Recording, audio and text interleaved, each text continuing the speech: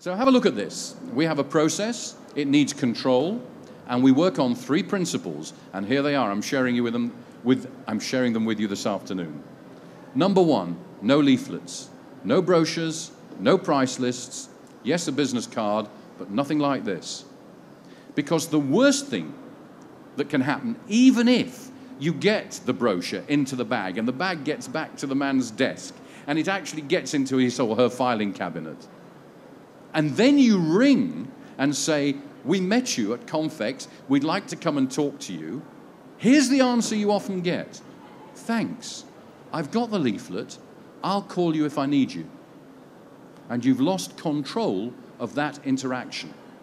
Much better to have someone tick a box on a feedback form saying, please come and see me, I want to discuss my effectiveness at exhibitions, I want to discuss whatever your product or service is. No leaflets, no literature. And by the way, what are we doing to the planet? That's what happens to 90% of the... And if you wait till Thursday evening and you see how much literature is left here in Earl's Court, it's a sin. Second principle of Blaskey. Oh, by the way, the same goes for freebies. Only give freebies out, quality freebies, if someone has earned it. They've been in, they've listened, they've given you some information. Thank you very much. Use it as a thank you, not a please. The next rather controversial idea I'm going to give you is don't have a wide open stand that anybody can see into and anybody can get into. This, to me, you can see through that stand. There are 2 people on that stand and they're both sitting down, and I find that very difficult to approach. I would find it very difficult to approach those people. My suggestion is rather you create a cordon round your stand. Maybe you can see in, but you can't get in unless there's a reception desk. Now, we had one client who had 120 square meters a couple of years back at the Spring Fair. And they said, John, I don't think you can help us very much this year. I said, look, let me have a look. And all we did was put rope and post round the show, round their stand, and a reception desk. That's all we did, not expensive. It enabled them to send 2 staff home after the first day because they were able to control who came in and who didn't. And the following year, they actually went for completely discreet stuff. They actually covered in the stand. This is not them, this is another company. This is a discreet stand. We have our spotters, our people at the front professionally approaching and asking, who are you, what part of the industry are you from, etc. And if they're the right people, we bring them in. And we show them very quickly the 5 things they need to know about us, and would they be interested in a further meeting. So what you're really selling at the exhibition is the next meeting. That's what you're selling. So the second principle is don't necessarily have a wide open access stand. And the third principle is, this is horrendous here, have a look. Who are the people on the right in this photograph? They are customers. They are people who are interested in the product. Who are the people on the left? They're salespeople. And who are they talking to? Themselves, each other. They haven't got, for some reason, they're out of their comfort zone and they're not comfortable approaching the customers. It takes a very different skill set to have someone who has the verve, the passion, the words, the scripting to approach people they've never met before.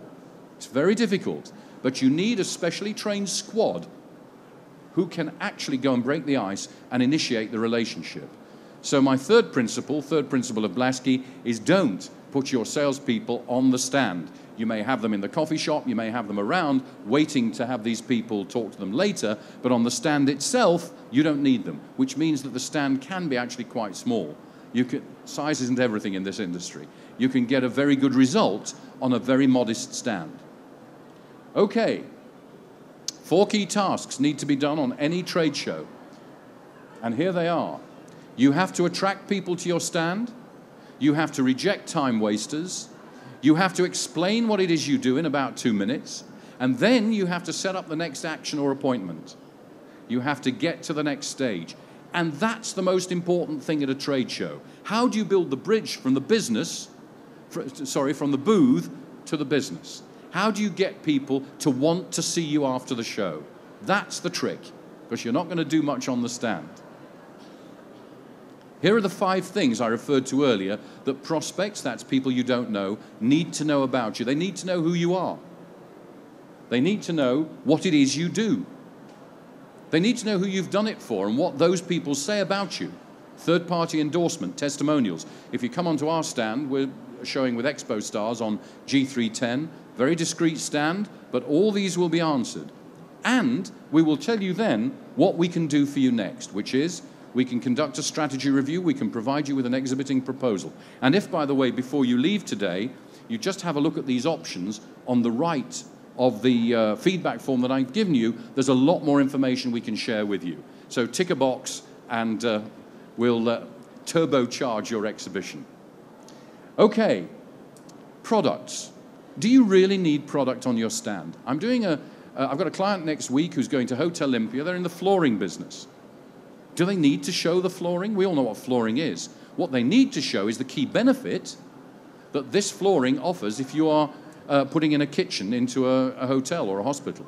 And the benefit is you won't slip on it, you won't get tired on it, and there's no risk of infection. Those are the key benefits. Now, those are the benefits that have to be brought out. And that's the key. Do you really need product on your stand? I challenge you to think about that. More important is the proposition beyond the product. And the way to get to it is with this device. I call it 33120.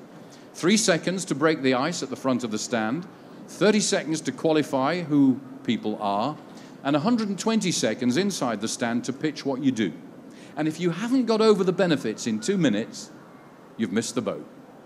But that has to be very carefully thought out, scripted, delivered. It's a 2-minute pitch, and that should get you to the next meeting on your territory, on their territory, but face-to-face. This is all about getting face-to-face with the people you want to get face-to-face with. So what is that action? What is that what next? This is the most important bit of trade show exhibiting. How do you compel people to see you again? And it's no good saying, I'm going to ring you, I'd like to have an appointment with you, because who the heck wants to see a salesperson these days? Who's got time to see a rep? Nobody. But suppose I was to say to you, in the context of this, here's what I'll do. I will spend an hour with you. I will listen to exactly what you want to achieve when you next exhibit. This is my product, my service. I will ask you about your history of exhibiting, what results you got.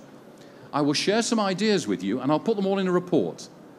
And I'll bring that report into you. And limit very, very small cost for that, if any at all. You will have a document that will tell you what to do when you next exhibit. Now, that's what I'm offering today. I'm offering that strategy review.